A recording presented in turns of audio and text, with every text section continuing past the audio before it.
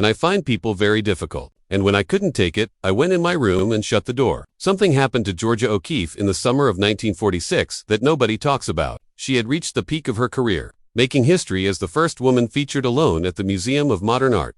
Then her world collapsed. For 10 days, she was gone. But here's the strange part. Nobody reported it. The art world, the press, even her family stayed silent. What could make everyone agree to cover up her disappearance? The answer reveals the darkest secret in American art history. Georgia O'Keeffe was born on November 15, 1887, in a small farmhouse in Sun Prairie, Wisconsin. She was the second of 7 children in a hard-working dairy farming family. Even though their life seemed simple, there was something surprising in her family's past. Her grandfather, George Victor Titau, had once been a Hungarian count before moving to America in 1848, but that touch of royalty couldn't protect them from hardship. The family struggled deeply with money. Her father, Franciscus, failed in several business attempts, and by the time Georgia was a teenager, their farm life had turned into a painful fight for survival. They had once lived well, but now they faced poverty, and that change left a deep mark on her. She learned early on never to depend on anyone else, and that idea stayed with her for the rest of her life. The vast and quiet land around Sun Prairie became Georgia's world. The prairie was lonely, wide, and filled with endless silence, but she found something magical in it. While others may have felt trapped, she looked closely at the details. Most people ignored the shape of wildflowers, the curve of dried bones, the way the wind moved through grass. These quiet things spoke to her. She didn't just see nature. She saw patterns, designs, and hidden forms. Her mother, Ida, was distant and elegant, even in their rough surroundings, and Georgia grew up with that same quiet, proud air. That mix of isolation and beauty planted the first seeds of the artist she would become. On 1902, her father's last business collapse forced the family to leave Wisconsin. They moved to Williamsburg, Virginia, where he tried making concrete blocks for building houses. But the idea failed again. The financial loss was crushing, and people around them watched the once respected O'Keeffe family fall apart. Georgia's mother was now sick with tuberculosis and spent most of her time in bed. The pain of watching her family fall, the helplessness, and the shame shaped Georgia into someone who wanted control over her own life. She didn't want to rely on anyone, not for love, not for money, not for success. When she was just 10, Georgia began learning watercolor painting from a local artist named Saraman. Her sisters Ida and Anita joined the lessons. 2. Mon used art books that taught students to copy simple shapes and gradually try harder work. Georgia followed the lessons, but deep down she didn't want to copy others. Even at that young age, she didn't want to paint like everyone else. She wanted to make something new, something personal. One of her earliest watercolors, showing small cherry blossoms, already carried the close-up focused look that would later make her famous. Her teacher wanted her to stay inside the lines, but Georgia had already started breaking out of them. In 1905, Georgia moved to Chicago and joined the School of the Art Institute. She lived with her uncle and aunts to save money. Her teacher, John Vanderpoel, became one of the few instructors she ever truly respected. She worked hard, rose to the top of her class, and even studied anatomy by dissecting skulls so she could paint them more accurately. But just 1 year later, in 1906, something horrible happened. Georgia caught typhoid fever. The sickness was so severe, it took all her strength and even caused her hair to fall out. She had to leave school and return home. She didn't paint for over a year. But during that long recovery, something inside her changed. Facing death made her quieter, deeper, and even more determined to create something that truly mattered. In 19, she felt strong enough to start again and moved to New York to study at the Art Students League. The teachers there were different. They supported creativity. William Merritt Chase taught her how to make bold strokes with a brush. And in 1908, she won a prize for her painting of a rabbit and copper pot. It earned her a scholarship to a summer school at Lake George. She also started visiting modern art galleries, like Stieglitz's 291, where she saw new ideas that stirred something in her. But that same year, disaster returned. Her father went completely bankrupt and her mother's health got worse. Georgia had no choice. She left the art world and took a job in Chicago as a commercial artist. Her job was to draw ads for lace and fabric. She was fast and good at it, but it felt empty. She hated the work so much that later she burned most of those drawings. She said the smell of turpentine made her sick. For nearly 4 years, she didn't paint at all. That silence was one of the darkest times of her life. In 1910, she got sick again. This time, it was measles, and it hurt her vision. For an artist, that fear was terrifying. She moved to Charlottesville to live with her family. During that recovery, she started making charcoal drawings. They weren't like anything she'd done before. They were abstract. They came from her own thoughts, her feelings, not from a textbook or teacher. That was the moment her art truly changed. And it was only the beginning. In 1911, she returned to her old school, Chatham Episcopal Institute, but this time as a teacher. She didn't follow the rules. She had students draw live models instead of copying still objects. Parents were shocked. They said it wasn't proper for young girls. But Georgia didn't care. She believed in real expression, not old traditions. Her teaching caused a scandal, but it also proved she was ready to lead, not follow. By 1915, everything started to shift. While teaching at Columbia College in South Carolina, she made a series of charcoal drawings inspired by new design ideas she had learned during summer classes. These pieces were bold and completely different from anything else at the time. She sent them to her friend, Anita Politzer, who showed them to Alfred Stieglitz in early 1916. He was stunned. He said he couldn't even explain how they made him feel. She was just 28, and suddenly she had become one of America's first modernist artists. Then came the scandal that would tie her name to his forever. When she met Stieglitz, he was 52 and already married. She was only 29. They began writing letters, thousands of pages. Their words were full of longing and secrets. In 1918, Georgia left her teaching job in Texas and moved to New York. Stieglitz paid her rent, gave her a studio, and helped her live as a full-time artist. But he was still married. The age gap and the affair shocked everyone. Between 1916 and 1918, while in Texas, Georgia created 51 watercolor paintings inspired by Palo Duro Canyon. The deep reds and bold shapes reminded many people of female forms. Critics said they were erotic. The canyon was 800 feet deep and stretched for miles, and she captured its raw power in a way that nobody else had before. One of these paintings, Special No. 21, was stolen from a museum in 2003 and has never been found. In 1918, things got worse. Georgia caught the Spanish flu, which infected millions across the world. Her body ached. She was weak. Her brother, who had gone to war, was attacked with poison gas and died. She fell into a deep sadness. She painted a piece called The Flag that showed her grief dark skies, a trembling flag, no stars. She said the flag no longer meant anything to her. That pain and sickness pushed her to finally move to New York for good.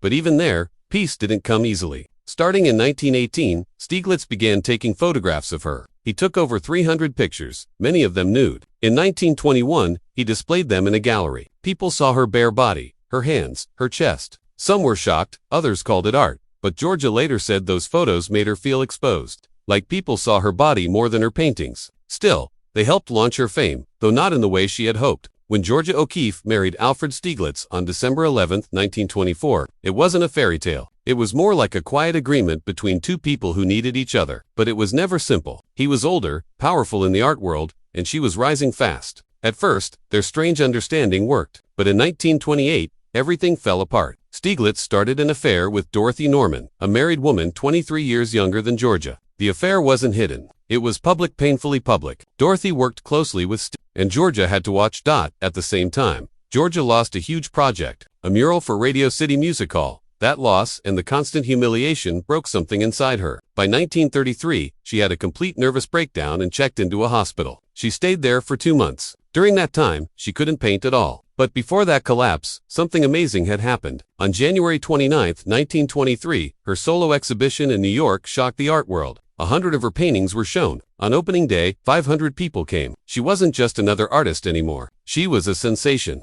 But the reviews were strange. Critics didn't talk about her colors or technique. They talked about her being a woman. Everything was turned into something sexual. Some even claimed her paintings were full of hidden symbols. Still, by 1928, she did something no living American artist had ever done. She sold 6 calla lily paintings for $25,000.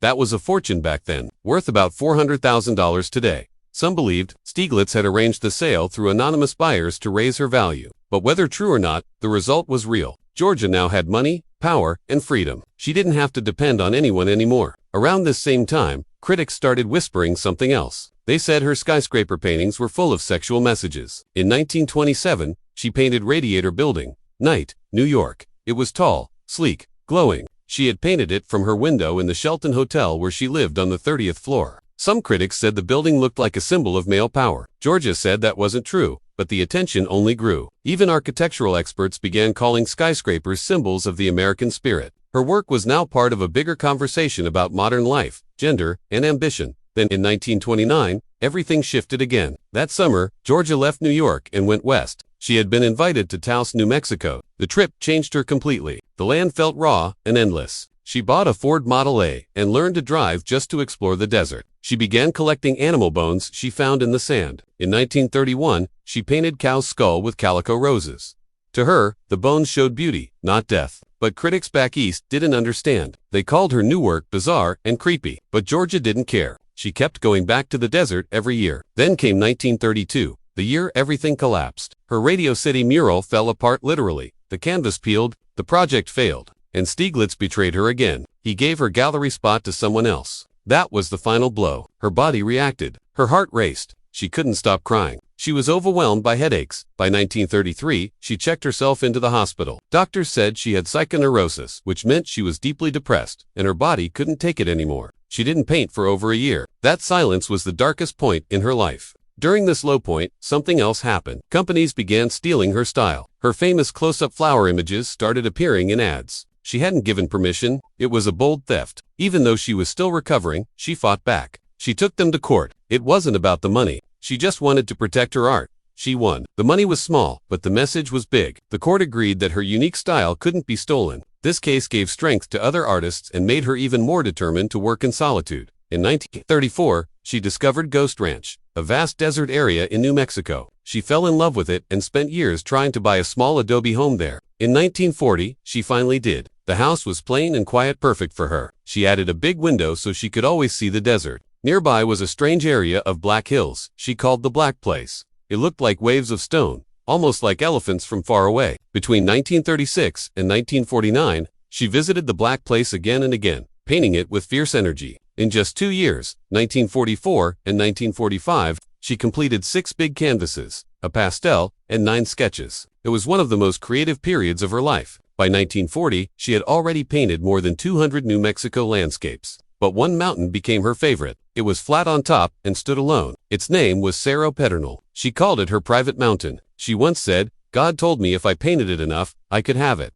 Over time, locals even started calling it O'Keefe's Mountain. She painted it again and again, often placing it behind bones or flowers. But she had secrets. She didn't want anyone copying her techniques. She painted in private. No visitors, no distractions. If a painting didn't turn out right, she burned it. She didn't want anyone to ever see her mistakes. After the plagiarism incident in 1933, she had learned to guard her work with everything she had. In 1945, Georgia O'Keeffe was terrified. Letters she had written over 30 years to the man she loved, Alfred Stieglitz, were almost made public. These weren't just sweet notes. They were raw, passionate, and deeply personal. Some lines were so intimate that just reading them could change the way the world saw her. She had written things like, "My body is simply crazy with wanting you." That kind of language, especially from a woman in her position, could have destroyed everything she had worked for. She had always been judged differently. Critics already turned her art into something sexual. Now her words were about to be used against her, too. She knew male artists didn't have to deal with this kind of scrutiny. Their private lives were left alone, but she didn't get that same protection. What made it worse was that Alfred had written things he had photographed her naked again and again. His letters showed how obsessed he had been. But no one threatened to publish his words, only hers. So she did something heartbreaking. She burned hundreds of letters. She wanted to keep some control over her life, even if it meant losing pieces of her story forever. It was the only way she felt she could protect herself. The very next year, in May 1946, something huge happened. Georgia became the first woman in history to have a solo show at the Museum of Modern Art in New York. 100 of her works were displayed. It should have been the best time of her life.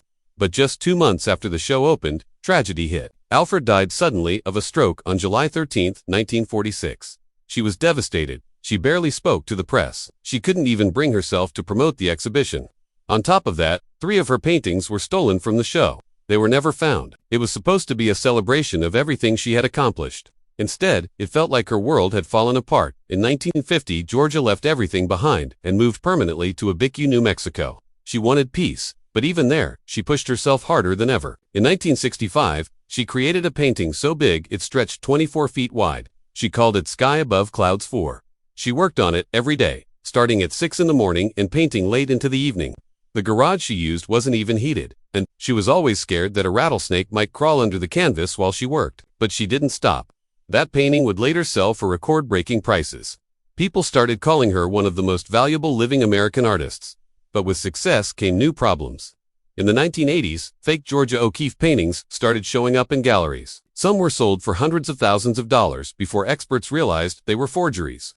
The problem became so serious that Georgia had to personally step in. She looked at the paintings herself and told people which ones were real. Some collectors got angry. They had spent a fortune on fakes. Lawsuits followed. Her name was dragged into courtrooms, even though she had nothing to do with the forgeries. Her legacy got tied up in all that mess. One of the strangest things happened in 1959. Georgia, now 72, was traveling through Europe, but she wasn't carrying fancy clothes or art supplies in her luggage. Instead, she packed bones, real bones, cow skulls, horse bones, even sheep skulls. She told everyone they were her essential art materials. When French customs officers scanned her suitcase at Charles de Gaulle Airport, they thought they had found human remains. They stopped her immediately. Georgia got angry. She yelled at them in broken French and held onto one of the skulls like it was a baby. Reporters snapped photos of her being escorted through the airport, still gripping her bones. People later said she would arrange those bones in her hotel rooms and talk to them as if they were alive. It shocked everyone. Then came 1977. Georgia was 90 years old. President Gerald Ford gave her the Presidential Medal of Freedom, the highest civilian honor in America. Everyone saw her as this strong, fearless woman who had lived life on her own terms. But during a private moment at the White House, she said something no one expected. She told a journalist she had one big regret: she had never become a mother. She said Alfred had made her choose. He didn't want kids. He told her they would ruin her art and their relationship, and so she chose art. But standing there holding that medal, she said quietly, "I chose wrong." She revealed something even more painful. She had actually been pregnant 3 times in the 1920s and 30s, but each time she lost the baby. Alfred didn't comfort her. He told her the miscarriages were blessings. She said those words haunted her. Sometimes she dreamed about the children she never had.